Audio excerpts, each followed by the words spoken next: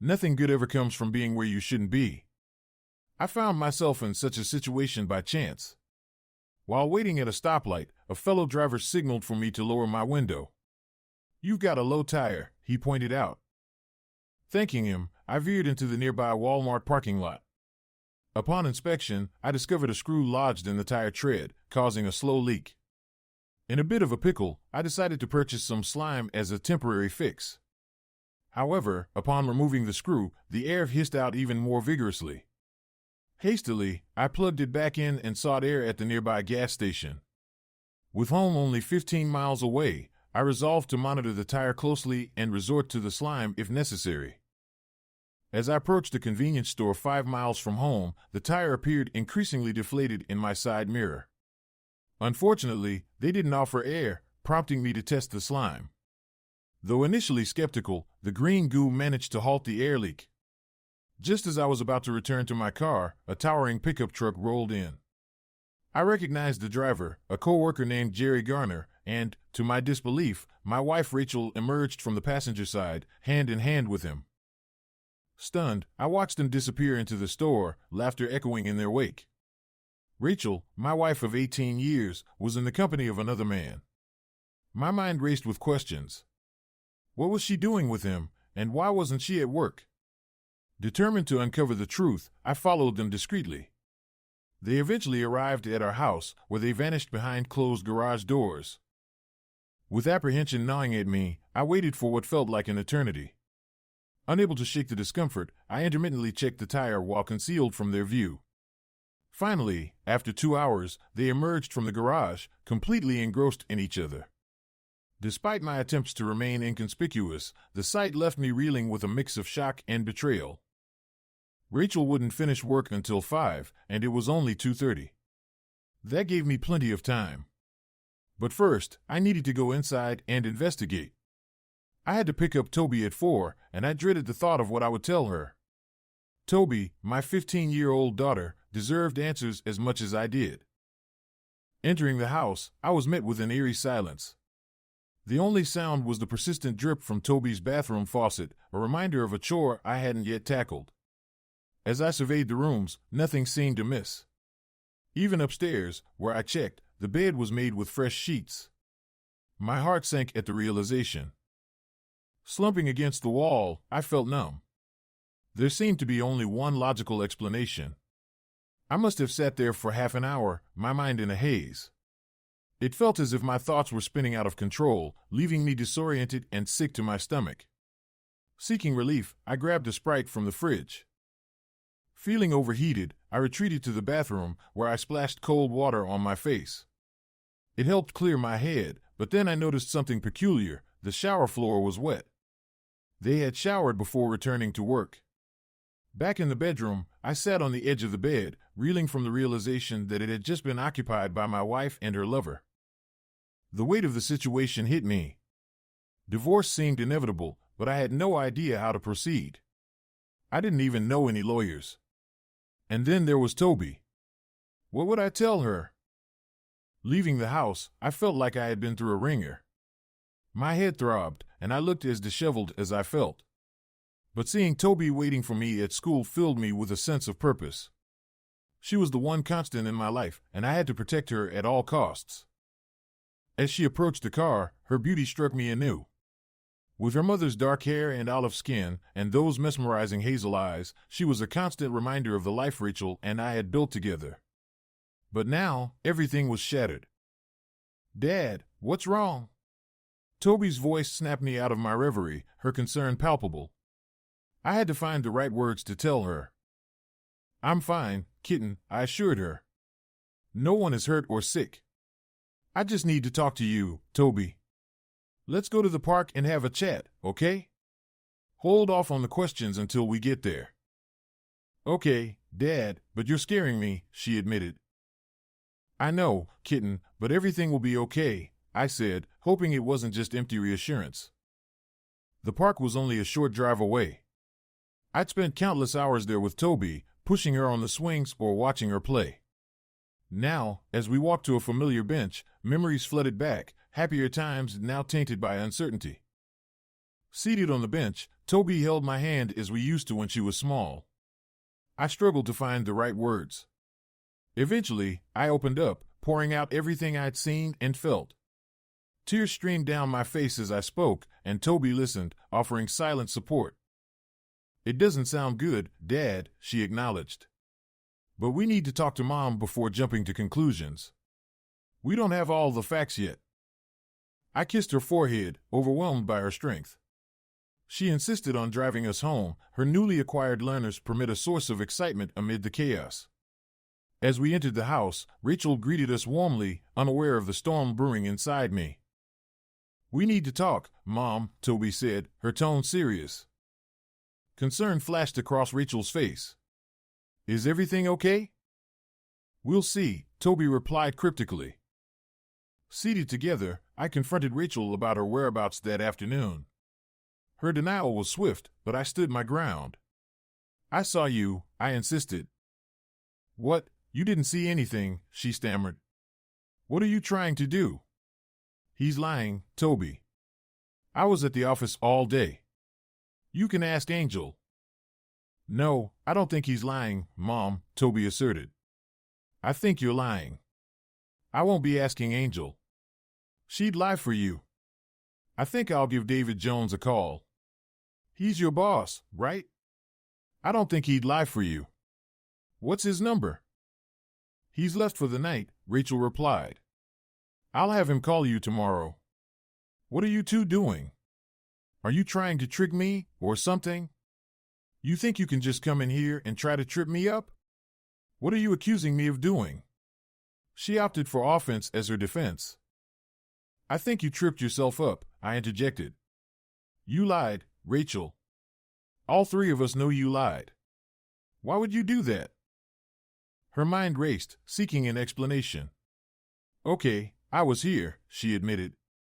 "This is the reason I didn't want to tell you. I knew you'd give me the third degree and try to accuse me of something." "No one has accused you of anything," Toby clarified. "I'm accusing you of something now. You tried to make me believe that Dad is a liar. You tried to make him look like a liar to cover up your lie. What are you lying about, Mom? Are you having an affair with that jerk?" "You don't even know him," Rachel retorted. "Why would you say he's a jerk?" "I've met him twice," Toby countered. "The way he looks at me makes me want to take a bath." "That doesn't matter. Are you having an affair with him?" Rachel hesitated, appearing cornered. "I didn't want it to be like this," she confessed. "I wasn't ready." "Wasn't ready for what?" Toby pressed. "I've just fallen in love with Jerry," Rachel admitted. "I'm sorry, Oliver, it just happened. We worked together very closely, you know. He was just...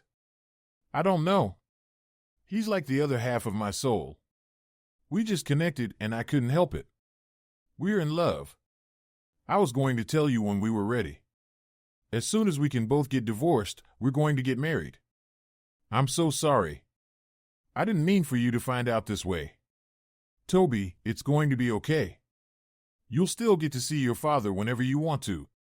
Jerry has a really nice place out on the lake. He has a daughter, too, you know. He likes you and we're going to be very happy." "Are you nuts?" Toby practically exploded. "I'm not going to live with that jerk." "You're right, I'm going to see Dad anytime I want because I'm going to be living with him. It's you who I'm not going to be seeing." "How could you?" She stormed upstairs, locking her door behind her. Rachel turned to me. "She'll get over it," she reassured. "Jerry is really a good guy, Oliver. I think you'll like him. I'm sorry, but I need to be happy. Jerry makes me happy and that's all there is to it." I was speechless. Who was this person? It was as if she'd been replaced by a stranger. I wasn't about to argue with someone so delusional. "Whatever, Rachel," I muttered. "When are you moving out?" "Moving out?" she exclaimed. "I'm not. I don't have anywhere to go. Jerry is married and we can't do anything until we tell his wife. We'll all have to get divorces and see how the settlement is before we know what we need to do." "No, you're moving out," I asserted. I'll give you 3 days. Her jaw dropped. What the hell are you talking about? You can't kick me out of my own house. If anything, you should be the one who moves out. You're forgetting something, I stated firmly. This is my house. I owned it before I met you. It was paid for, and I owned it clear before we got married. The house isn't a marital asset, it's mine. My name is on the deed and yours isn't. No, you're moving out of my house. Where? She asked. Are you just going to throw me out on the street? I really don't care where, I replied. Maybe you could get a room down at the Cheating Slut Motel. Maybe one of those rent-by-the-hour places, you know. That's where you sluts do the dirty, right? Her eyes filled with tears. That really hurts, Oliver, she said. There's no need for name-calling. I didn't try to fall in love with Jerry, it just happened. We just clicked and I knew I needed to be with him. I wasn't trying to hurt you. You just hurt me by accident, I retorted. Sort of like falling when you're running with a stick in your hand and poking your eye out. Mom always warned me about that. I see how it happens now. Well, that's okay then. It was an accident. There's no need to be so sarcastic either, she said. Why can't you just accept that we're in love, Oliver? I don't know, Rachel, I replied. Maybe it has something to do with the fact that when I left this morning, you told me that you loved me. Now you're telling me that you love him. I guess I'm just a little confused. I do love you, Oliver, she said. I'll always love you. I'm just in love with Jerry. Oh, well, that explains it, then, I said dryly. You have told me every day for the last 18 years that you were in love with me, Rachel. I thought that was why we got married. We were in love. I guess I was delusional. Oh, no, we were in love, she tried to hold my hand. I shook her off. You've got 3 days, Rachel. If you're not out in 3 days, I'll have the sheriff remove you and throw your shit out in the driveway. Please, Oliver, she pleaded, fear creeping into her voice. It doesn't have to be this way. We can still be friends. Jerry wants to be your friend, too. We have Toby to think about. I told you that I love you and I don't want to lose you as a friend. We've been together too long for you to just throw that away. I just stared at her for a minute. I could feel all that sadness, all that loss just draining away to be replaced by a wave of white-hot anger. You must be nuts, Rachel, I said. Friends? With you? With that asshole? I kind of think not. You should tell that piece of shit that if he sees me, it should be briefly, just before he runs away as fast as he can. As for you, you're the enemy, Rachel. I'm going to burn down your house. You have 3 days, then I never want to see your skank ass again. I'll talk to a lawyer in the morning and you'll have your divorce as quickly as possible. I turned and headed to the bedroom, leaving her standing there, uttering futile noises. They held no significance for me. Despite her incessant chatter about being friends, I continued moving her belongings into the spare bedroom. With more clothes than I could carry, I draped them over her, ferrying armfuls to the spare room and hanging them in the closet. She trailed after me, jabbering away and observing, but when she moved to hang the clothes, I seized the opportunity to exit and lock the bedroom door. I heard her approaching down the hall, but she attempted the doorknob and then retreated. A few minutes later, Toby texted me. You okay, Dad? Yes, kitten. You? I responded. No, but I will be, she replied. Okay, love you, I sent. Text me if you need anything. Take me to school in the morning, she requested. I don't want to be in the car with her. Sure thing. I climbed into bed, pondering my next steps for hours. Around 3, I drifted off, only to be roused by my phone alarm. After a shower, I called my boss to explain my divorce and request time off. He offered his support and encouraged me to take all the time I needed. Following my shower, I brewed coffee, had a couple of cups, and prepared breakfast for Toby and myself. She appeared promptly, still radiating her usual beauty, and devoured her meal. Rachel entered and poured herself a coffee later on, attempting to engage us in conversation, but we remained silent. It was time to take Toby to school, and Rachel asked if she was ready. Toby glanced at her, then turned to me. "You ready, Dad?" I jingled the keys, and she grabbed her backpack. "Okay, you can act like 2-year-olds if it makes you feel good," Rachel remarked before storming off to retrieve her purse, shooting us one final glare before departing. I dropped Toby off at school, where she kissed me goodbye before heading inside. As I watched her disappear, my thoughts turned to my friend Dan, who had recently gone through a divorce. I decided to call him and ask for the name of his attorney. Dan didn't recommend his own lawyer but suggested I use his wife's attorney instead.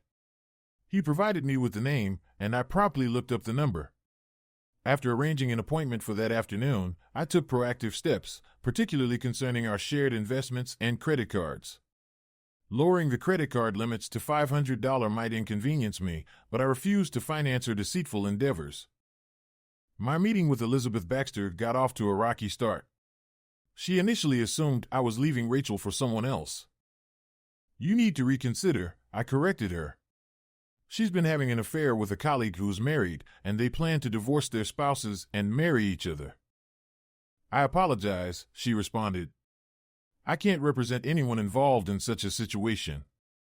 It goes against my principles." "I understand," I replied. "Our daughter is my priority. I want to minimize any negative impact on her. Do you think it's feasible for me to gain custody?" "It's possible," she replied. "In theory, both parents have an equal chance of gaining custody. However, in practice, fathers, especially for girls, often face challenges." "How old is she, and does she express a desire to live with you?" "She's 15, and she said she wants to stay with me," I explained. "That will carry weight in court," she assured me. "In this state, children over 14 have a say, and even younger children's preferences are considered. With her age and expressed preference, we have a strong case for custody. It shouldn't be an issue." "Just do your best," I requested. Driving home, I pondered my options. Whatever action I took had to be within the bounds of the law. Going to jail would mean losing Toby, and I couldn't risk that. I needed a plan that wouldn't backfire. First, I needed to inform Jerry's wife. I also planned to inform Rachel's family, as they were supportive of me and Toby. It wouldn't be easy, but it was necessary. Additionally, spreading the word among our friends and on social media seemed appropriate, given the circumstances. Rachel's Facebook account provided the perfect platform. I announced our divorce and her newfound soulmate in Jerry, posting a picture of him. After changing the password and logging out, I felt a sense of satisfaction. I hoped Jerry's wife would receive the message, despite feeling guilty about the consequences for her. Calling my mom proved challenging, as expected. However, she assured me of her support and promised to inform my dad. Deciding to let Rachel break the news to her parents, I wanted to avoid causing any rifts. Besides, I wasn't sure what to say to them without causing further turmoil. The fallout arrived swiftly. Around 2 p.m., Rachel called, furious. "You asshole." Her opening remark brought me a certain satisfaction. "You just couldn't let it go, could you? I know you locked me out of Facebook. Remove that post. Jerry's wife doesn't know yet. My phone won't stop ringing with calls from friends asking what's going on. Even my parents are aware. Oliver, I'm warning you, take it down." "No, you don't get to dictate to me," I replied. "What? Are you acting like a child? Take it down, Oliver, I'm telling you." "Why should I?" I countered. "You should be pleased. This way, everyone can get accustomed to you and your soulmate. Are you embarrassed for people to find out you're a cheating slut, Rachel?" "I'm not." She faltered, realizing the absurdity of her impending argument. "Oliver, please remove it. This wasn't how it was supposed to happen." "You forfeited any say in how it would happen the moment you cheated," I stated firmly. Any right to consideration, any claim to my respect or civility vanished. "I've told you, you're my adversary now, Rachel. Accept it." Ending the call, my phone buzzed again, but I ignored it. It was time to fetch Toby. I briefed her on my conversation with Elizabeth Baxter. While she was relieved about the custody, she was far from pleased overall. "What's wrong with her, Dad?" she inquired. "I care for her, but she's always been a bit unstable. She never seemed like an adult, not like you. It's like you have two kids, her and me. Have you noticed?" "Not quite like that," I mused. "But now that you mention it, she's always been impulsive, but I never expected something like this." "We'll manage," she resolved. "Dad, I never want to be alone in the house with that creep. Promise me you'll make sure that never happens, okay?" "I promise," I assured her. On the way home, we grabbed pizza. As I savored my second slice, my phone buzzed again. It was Bob, Rachel's father. I braced myself for the conversation. I informed Toby, and she suggested putting it on speaker. Bob wasted no time. "Oliver, I'm not entirely clear on the situation, but Rachel came to us last night, asking if she could stay with us. Care to explain?" "Have you asked her?" I replied. "She mentioned you kicked her out." "I did, but did she explain why?"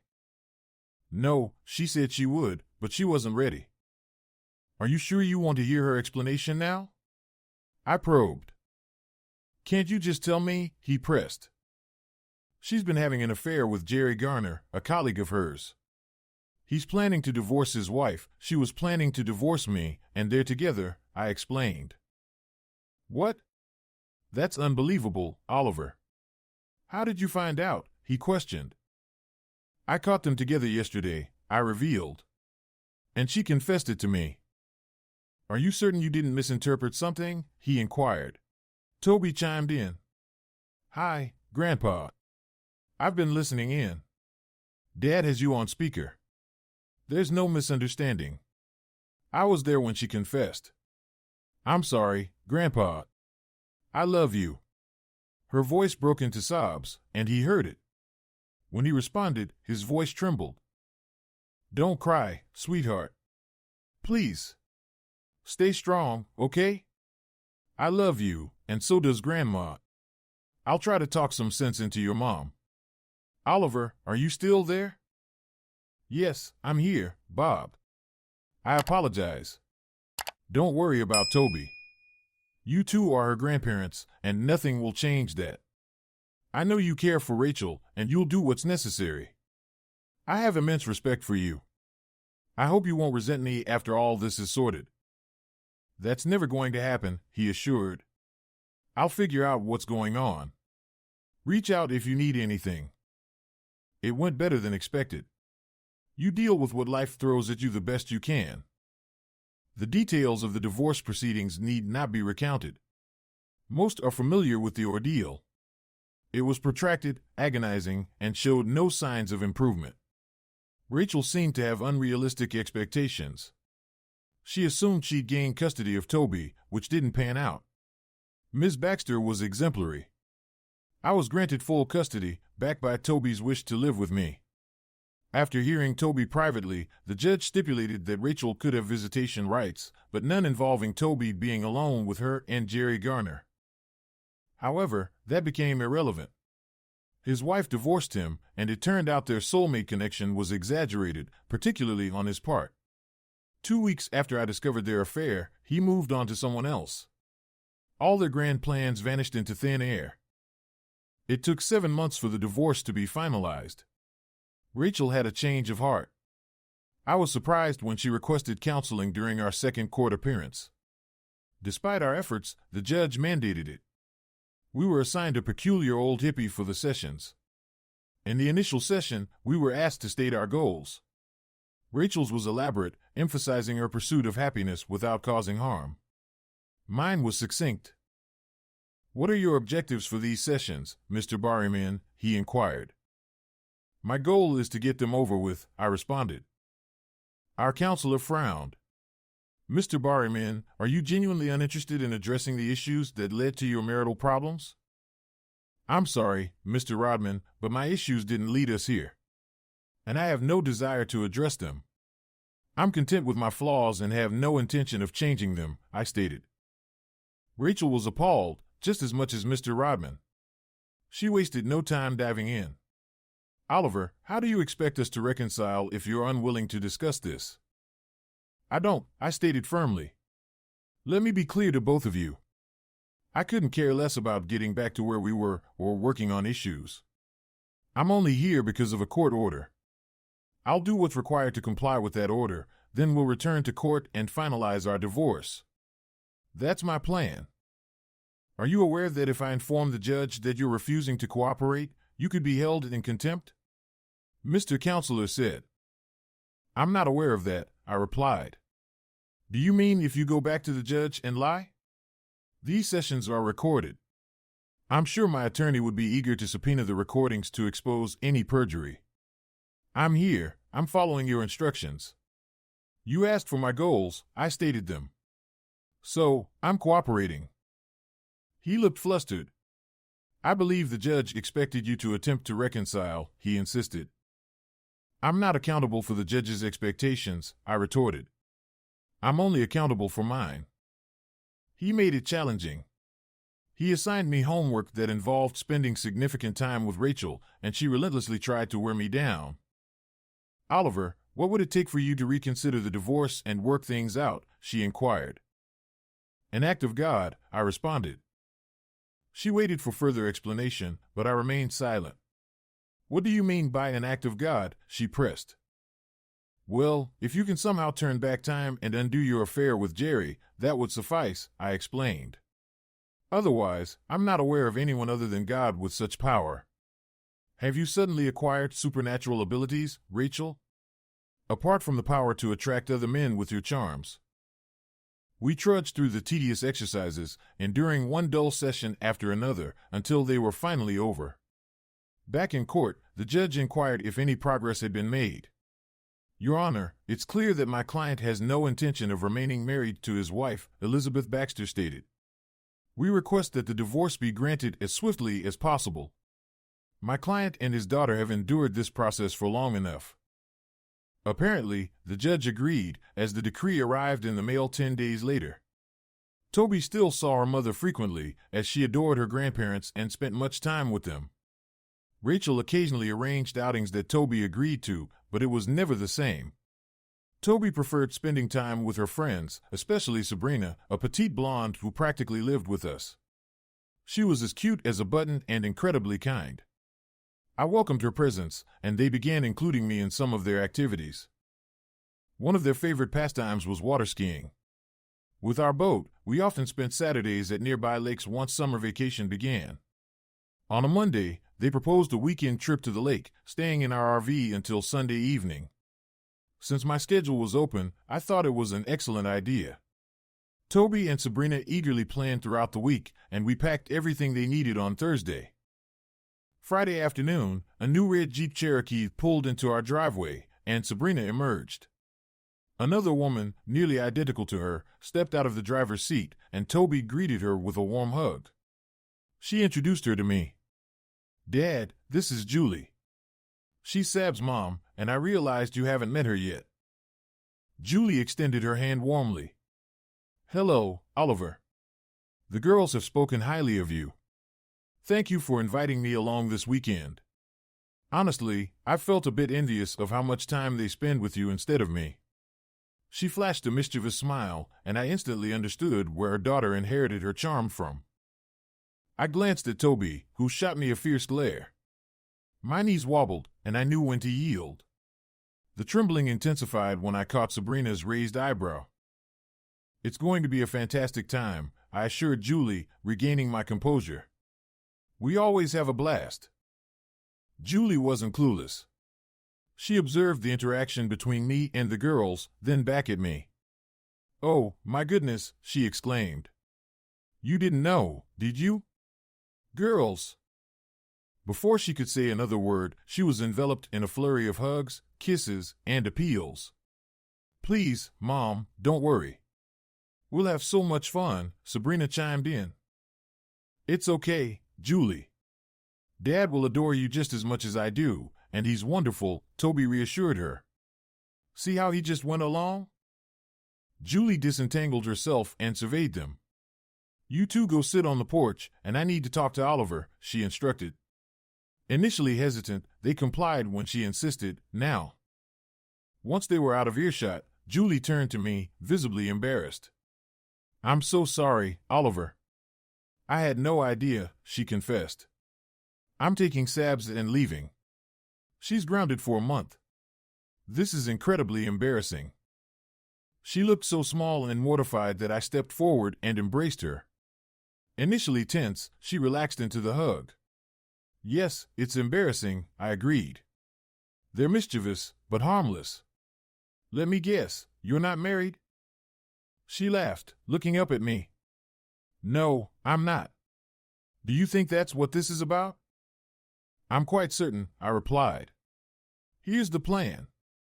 You're packed, you've cleared your weekend, the weather will be beautiful at the lake, I'm not a bad guy, as you've seen from being around Toby. Let's play along. It'll be fun. We might even tease them a bit. What do you say? She stepped back, glancing at the girls' eager expressions, and nodded. Yeah, let's go. I signaled them with a thumbs up, and they eagerly rushed over to us. I heard Toby's enthusiastic yeet from behind. I halted them, taking one under each arm. Girls, that wasn't very nice, I chided gently. Sabrina looked up at me, giggling. I am not nice, she declared in her best Skeletor impression. We all dissolved into laughter, unable to continue the scolding. They were just too adorable and innocent. We understand what you were trying to do, I told them. But you can't meddle in other people's lives like that. Yes, but I love Jules, and I didn't know how else to get you to meet her, Toby protested. Well, you could have just told me, I chuckled. She seemed a bit melancholy. It's okay, kitten, just don't do it again, I reassured her. Her spirits lifted instantly. Sabs tugged at my arm. Let's go. I can't wait. This is going to be amazing, Oliver, you'll see. Julie chuckled. I think that's meant to be the epitome of really cool, Oliver. But she's right. We're losing daylight. We retrieved 2 bags from her Jeep and climbed into the RV. With the boat hitched and a quick stop for propane, we hit the road. Julie sat up front with me, and the girls blasted some questionable music through their Bluetooth connections while we got to know each other. Turned out, Julie ran her own insurance company and did financial planning. I couldn't help but admire her as we conversed. She was absolutely adorable. I imagined Sabs looking just like her when she reached Julie's age. Though she appeared much younger than me, it was only a 3-year difference.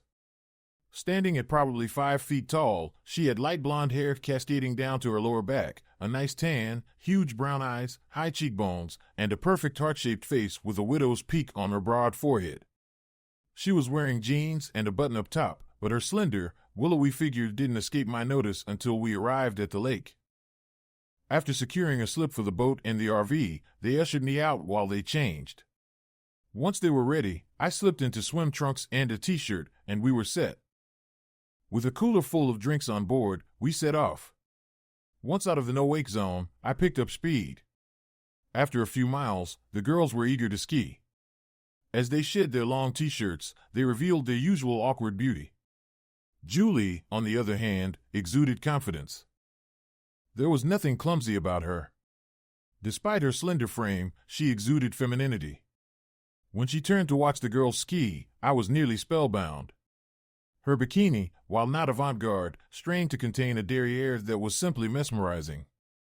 Small, round, firm, and protruding like a shelf, it was impossible not to notice. When she caught me staring, she simply smiled and winked, her petite breasts perfectly proportioned to her frame. "Ready?" she inquired, her smile softening any potential embarrassment. Her teeth were perfect, too. I chuckled. "For now. You know how you look, Julie. I'm only human." She joined me, finding a spot where she could converse with me while keeping an eye on the girls. We spent 3 hours skiing, and Julie turned out to be quite adept. She even took the helm while I took my turn, handling the boat skillfully. While I couldn't match her or the girls in skill, I held my own.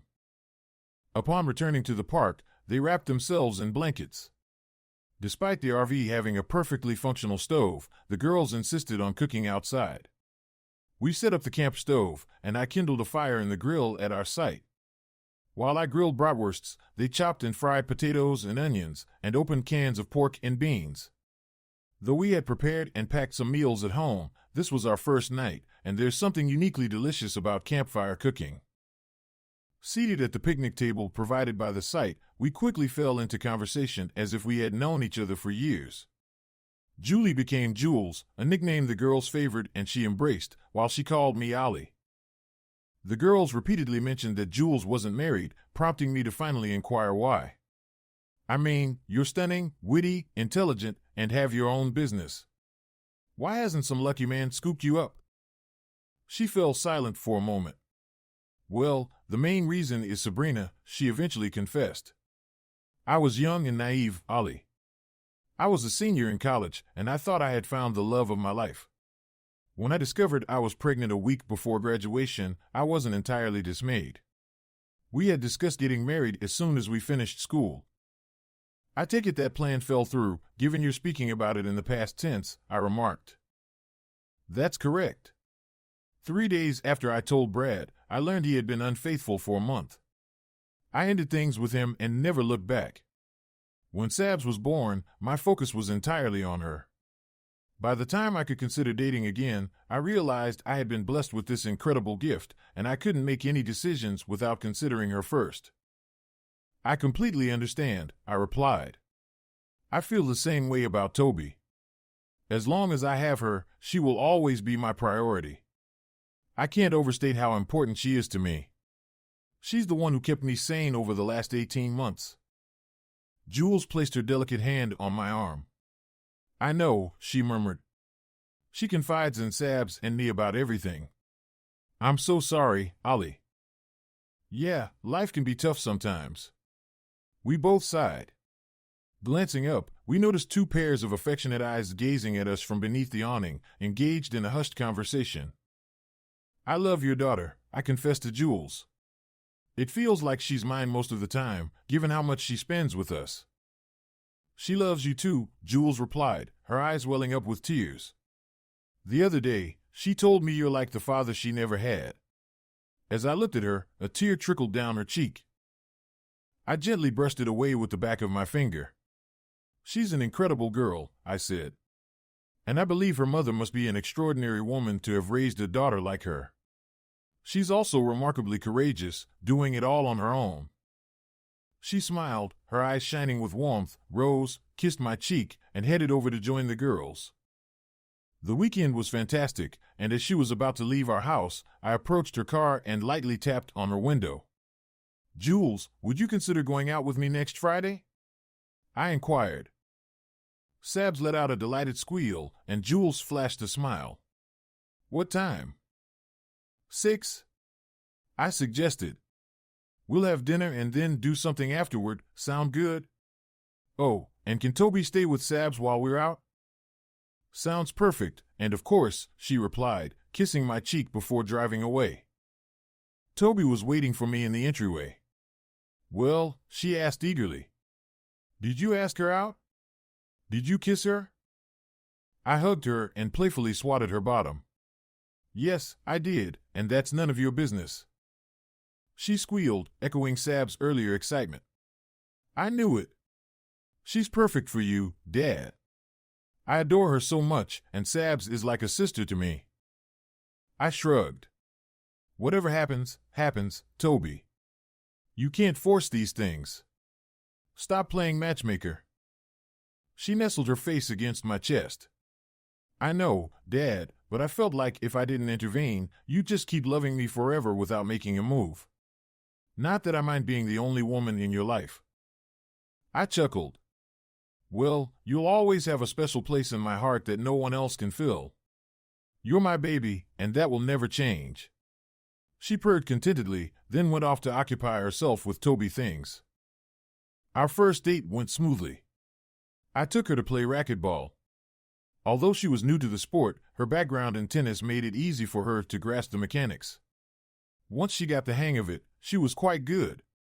Her natural athleticism shone through, evident in her lightning speed and agility, which her petite stature only enhanced. After our game, we cooled down at a table outside the courts, sipping drinks and chatting. Jules suggested we take a Snapchat to send to the kids, and we posed with our rackets and goggles. Their quick response added a nice touch to the memory. Following showers, I treated her to a delicious Italian meal, and we indulged ourselves shamelessly. As we finished our wine, Jules sat beside me in the booth, and we leaned back, engaged in quiet conversation and relaxation. It felt natural for me to drape my arm around her, and she nestled closer, smiling up at me. I couldn't help but admire her cuteness, realizing it was a quality that would endure as she aged. As we pulled up to her house, she leaned in expectantly, hinting at a desire to be kissed. I obliged, eager to do so even more than she probably was. Our kiss was long and satisfying, her lips plush and soft, tasting faintly of wine and cherry chapstick. As we parted, I noticed movement behind the curtains. "Looks like we have an audience," I remarked. She giggled, sounding much like her daughter, or perhaps her daughter sounded like her. "I'm not surprised. You know they're trying to play matchmaker, right? Do you mind?" I inquired. She blushed. "No, Ollie, I like everything I've learned about you." "Me too," I replied. "We better head inside before they decide to peek through the curtains." For 4 months, we went out every Friday. Our bond was deepening, and while I wanted to progress our relationship, I didn't want to rush her. Some of our encounters were becoming quite heated towards the end, but I found that I cherished our friendship almost as much as our romantic connection. We spoke on the phone incessantly, exchanged funny Snapchats or texts throughout the day. Whenever I stumbled upon something amusing or noteworthy, I felt compelled to share it with her. Our intimacy grew, and we became privy to each other's lives. We initiated a weekly dinner tradition on Tuesdays, where all of us gathered to hang out, play games, and bond. I found myself growing fond of Sabs, almost as much as her mother. They shared striking similarities, so much so that knowing one almost equated to knowing the other. Despite their subtle differences, they both possessed an undeniable charm that drew people in. Life was wonderful, except for one lingering shadow, Rachel's continued presence. She remained a part of Toby's life, and thus, mine. I harbored no desire to engage with her, and her very sight grated on my nerves. Every time she attempted to strike up a conversation, whether when picking up Toby or dropping her off at her grandparents', I felt irritation flare up. She was still residing with them, having lost her job at the clinic along with Jerry, and now working at another practice across town. On one occasion, she had the audacity to ask, "How long will it take for you to forgive me?" "Forgive you? For what?" I retorted. "As far as I can tell, you don't believe you've done anything wrong. Not once have I heard, 'I'm sorry, Oliver.' I was wrong. I'm sorry for trying to make Toby believe you were a liar, for attempting to take her away from you, for the injustice in the divorce. Most importantly, I've yet to hear, 'I'm sorry for cheating and betraying your trust.' I didn't receive an apology then, nor did I expect one." She refused to accept responsibility for her actions. Forgiving her seemed like an abstract concept. I had moved past the bitterness and resentment. People make mistakes, it's part of being human. They have the freedom to leave relationships, end friendships, and act selfishly. I chose to let go of the anger and focus on living my best life. Rachel's unhappiness was palpable, and while I harbored no ill will towards her, I wished no good fortune upon Jerry either. However, I relinquished any desire for revenge. Let them face the consequences of their actions. I had no desire to play a part in their suffering. Rachel's discontent only grew when she learned of my relationship with Jules. I had just dropped Toby off at her grandparents' house for the night when Rachel intercepted me. "I heard you're seeing one of Toby's friend's mothers," she stated. I met her gaze evenly. "Is it true?" she pressed. "That's my concern," I replied. "Don't give me that," she retorted sharply. "I'm your ex-wife, I deserve to know." "You forfeited any right," I shot back. "You're not my wife anymore." You found your soulmate, remember? Then came the divorce. My personal life is no longer your business, and vice versa. Stay out of my affairs, Rachel. Don't meddle in mine again. I was seething as I drove away. Damn, she just couldn't let it be. I recounted the encounter to Toby, who was just as infuriated as I was. From then on, I stopped dropping Toby off at her grandparents' house or letting Rachel pick her up from ours. Instead, Bob or Cindy, Toby's grandparents, came to our place to collect her. It relieved a significant source of stress for me. On the 7-month anniversary of our lake trip, I took Jules out. We dined at a nice restaurant and hit a club. She didn't indulge much, just a beer or one drink. That night, she had 2, which caught my attention. She chuckled. Looks like I'm letting loose tonight, huh? You're perfect, always, I assured her. Do you really think so, Ollie? She tilted her head in that endearing way of hers. Because I think you're pretty perfect too. If I'm so perfect, why haven't you invited me to spend the night? I must have looked surprised because she laughed. Have you not even considered it? I regained my composure. Yeah, Jules. I've thought about little else since that first day on the boat when I saw you in that bikini.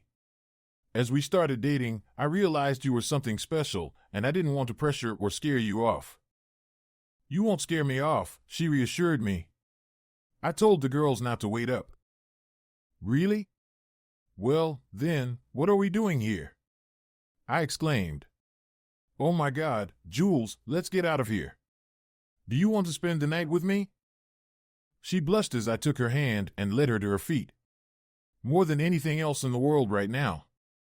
She leaned into me as we left, her head resting on my shoulder and holding onto my arm tightly. I escorted her to the bedroom, where I kissed her. It was one of the most incredible kisses I've ever experienced, and it lingered. When we paused to catch our breath, she looked up at me, and I got lost in the warmth of her gaze. She wrapped her arms around my neck and met my eyes. Make love to me, Oliver, she whispered. I'm a little scared. Don't be, I assured her. I love you, Julie Barnes. You know that, right? I thought you did, she murmured. I needed to hear it. I love you, too, Oliver. I embraced her and slowly unzipped the little blue dress, trailing my fingers down her back, causing her to shiver as goosebumps appeared. When I reached the small of her back, just above her buttocks, I paused to stroke her there, eliciting another shiver. Her skin was smooth as satin. I then slid the dress off her shoulders, revealing her breasts and hips.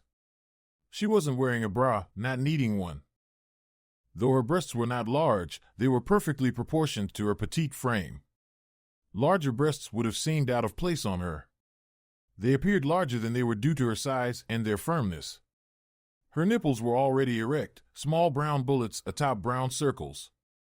Her golden tan complexion hinted that she tanned without a top. Turning her around, I sat on the bed, holding her at arm's length to admire her. She was indeed perfection in miniature, clad in lacy blue panties, resembling an alluring doll. Pulling her close, I pressed my cheek against her belly, relishing the sensation of her fantastic derriere in my hands. It was everything I had dreamed of, round, firm, and smooth as I explored beneath her panties. She giggled and flexed it beneath my touch, firm yet yielding.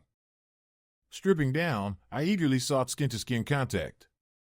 With only my briefs remaining, I lifted her like a child, marveling at her lightness. Carrying her beside the bed, I gently placed her down, climbing on to join her in passion.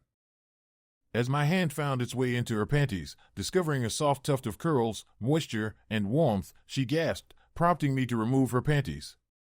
Bare before me in bed, she resembled an angel of desire, her hair fanning out like a halo on the pillow. I leaned in eager for a taste, but she stopped me. Later, Oliver, she whispered. I'm ready, and I'm burning up. It's been so long for me. I need you inside me now. I complied without hesitation, discarding my briefs as she gasped, grasping my cock in her hands. My God, Ollie. Go slow, baby, I've never had anything like that. Careful not to crush her beneath my weight, I positioned myself over her. How many have you had? I whispered in her ear. 3, she murmured. Never anything like that. I advanced, encountering her warmth and moisture, and began to enter her. She was incredibly slick, and I easily penetrated her with the head of my cock. She gasped and tensed. Wait, she squeaked. I halted, sensing her gradual relaxation. Shifting slightly in place, she grew more at ease. As I moved forward, gradually thrusting deeper, she tensed once more. It took about 5 minutes for our bodies to fully connect, and another 5 for her to adjust to a slow rhythm. God, Ollie, I feel stuffed, she groaned. Damn, you've got a big dick. I smiled inwardly, knowing I wasn't exactly endowed like a porn star, but my size seemed proportionate to her petite frame. She was tight, and if she hadn't been well lubricated, it would have been challenging. As we moved together, she emitted husky moans with each thrust. We picked up speed, and her sounds grew louder. Her entire body was in motion, and I found myself in an intense sexual experience. She was so energetic, so athletic, putting her all into lovemaking, much like everything else in her life. Realizing I wouldn't last long with her, it was fortunate she was highly responsive. Just as I reached my limit, I felt the tension in her body peak and release. With a hoarse little squeal, she arched into me, expressing her passion as I climaxed with her, feeling as though I was pouring my soul into her.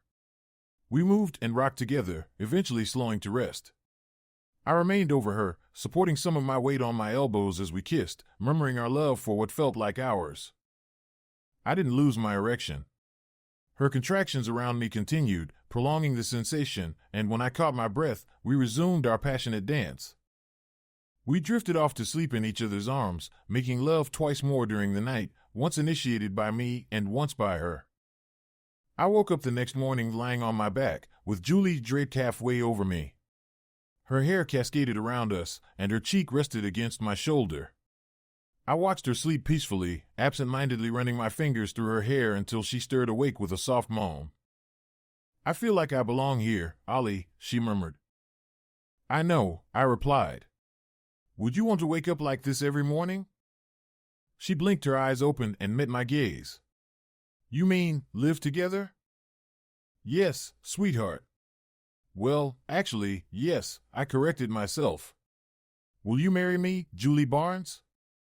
She raised her left hand between us and wiggled her fingers. Oh, she joked. Looks like something's missing. Hold that thought, I said, starting to get out of bed. I'll hold on to the thought, she chuckled, but I can't hold on to something else.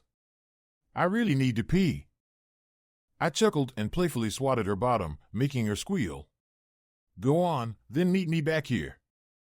She dashed off, a naked bundle of energy, while I made my way downstairs to my office, pausing to use the restroom. Retrieving what I needed from my safe, I returned to find Julie curled up under the covers. Slipping back into bed, I took her left hand in mine. Looking into her eyes filled with love, I asked, Julie, will you marry me?